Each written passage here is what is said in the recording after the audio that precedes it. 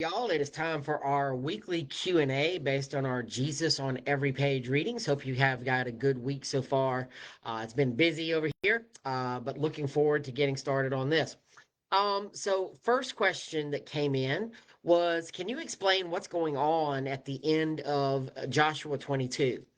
And yeah, that's a passage, and my funny way of saying this, it was almost an altercation. Get it? Okay. So basically, what's happening is, and you got to go back to the distribution of the land and everything else, and remembering that basically two and a half tribes of the 12 have decided they want to settle on the east side of the Jordan River. So if we were looking at a map, and typically the way we would look at it from our, especially our Western perspective, we would have the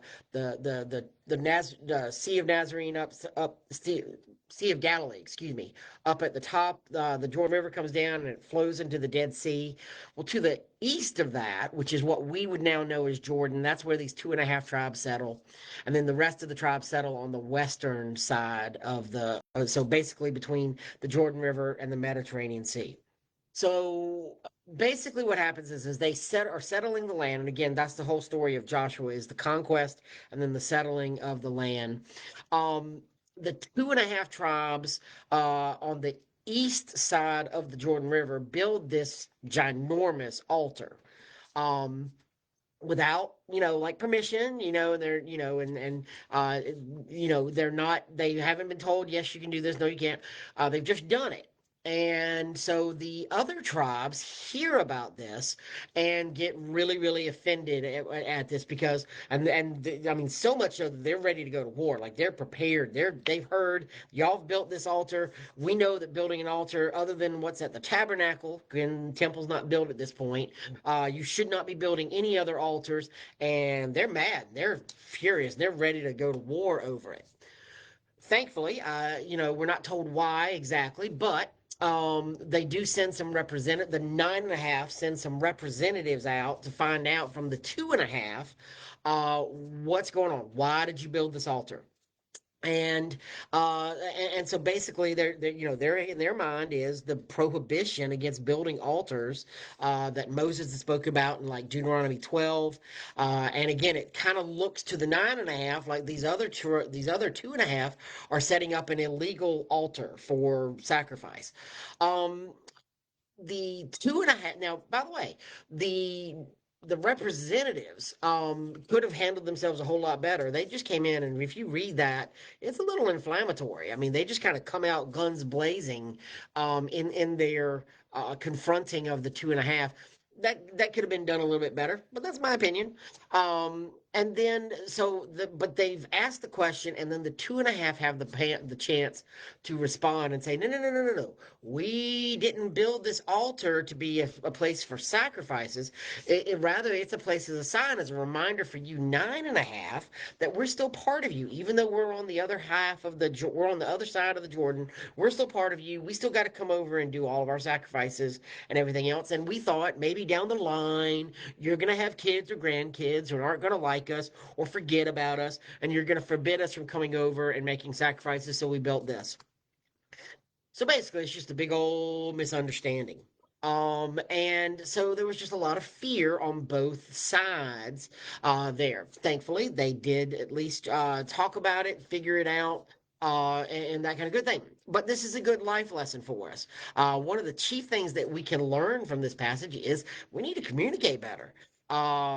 Just and say why we're doing things or whatever else. And when we see things, we should respond by we're obviously going to have our natural however we respond to whatever, but we should always be willing to seek clarification out.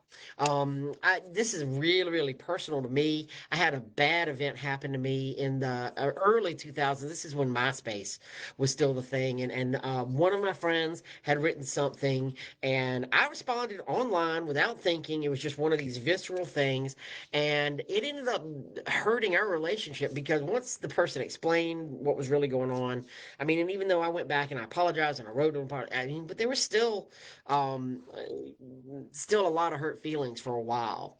And so this was something that's very, very, you know, just I'm very, very aware. So you will hardly ever see me respond to anything, especially on social media. But just in general, I generally I can hear things, and sometimes I can get very upset or whatever else. But I generally try to take a day or two and just try to think about things before I respond.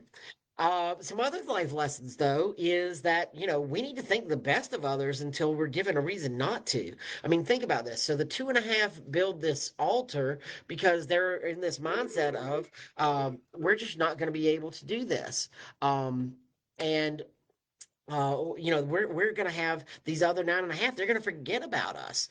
It's not the best way to think about things. The nine and a half we should have thought, hey, why did they build this? Let's go find this out. Let's go ask some questions. And, another life lesson is that, how do we, in moments where there's something where we need to confront somebody, how do we do that? Well, I think the book of Matthew gives us two passages that talks about that really, really well. The first is in Matthew chapter 7, where we're to examine ourselves. That's where, we're told before you remove the speck from your other eye, remove your plank from your own. And then, using that, having done that, you go in the spirit of Matthew 18 and you approach your brother in the style of that. Your brother, sister, you go one on one. You hope that works out. If it doesn't, you take two witnesses to be there. They're not there to take your side. They're there to judge between the two stories, and hopefully there's some reconciliation there. And then if it doesn't go beyond that, then it's brought to the church leadership. So anyway, this is a fascinating passage, but it just kind of talks a lot about human nature right there. The second question that we got was based on Judges, and specifically the Judges 3, 7 through 8. It says they forgot their God. And oh my gosh, y'all, everybody is calling me. I am so sorry. Uh, uh, but it says they forgot their God and worshiped the Baal gods and Asherah goddess. Can you give a little background on these gods and what they were about? Well, the first one that I can talk about is Baal. Baal was a fertility god for that area, for Canaan, and actually for several other areas. Different regions worship Baal in different ways. He proved to be a highly adaptable god. I mean, just depending on what your society was like. They would adopt that. But there were a couple of key things about Baal worship. First of all, it's rooted in sensuality, involved ritualistic prostitution. Sometimes appeasing Baal required human sacrifice, usually the firstborn child of the person who was making the sacrifice. And of course, we get this story in First Kings of when the prophets of Baal are going against Elijah, and they're just, doing all this crazy stuff, cutting themselves, crying out, all these different things.